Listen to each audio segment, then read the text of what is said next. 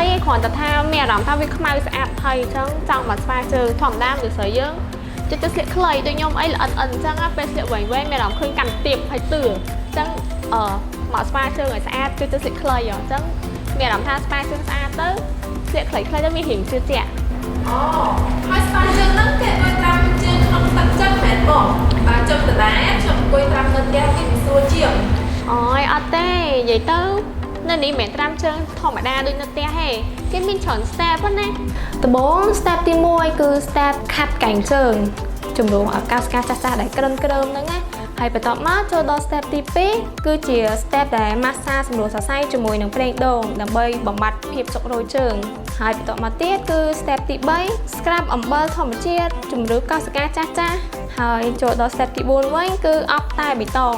ជួយឲ្យជើងសាឡូនសស្អាតជាចុងក្រោយគឺលាបជាមួយនឹងលេបេលីណាដើម្បីផ្ដល់សំណើមដល់ស្បែក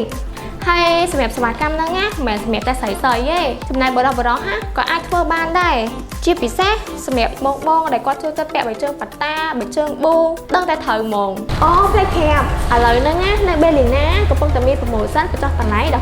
15% ទៅលើសេវាកម្មស្ប៉ាដៃស្ប៉ាជើងនិងកញ្ចក់ផងដែរតែបច្ចេកគឺមាននៅតែសាខាតាខ្មៅតែប៉ុណ្ណោះ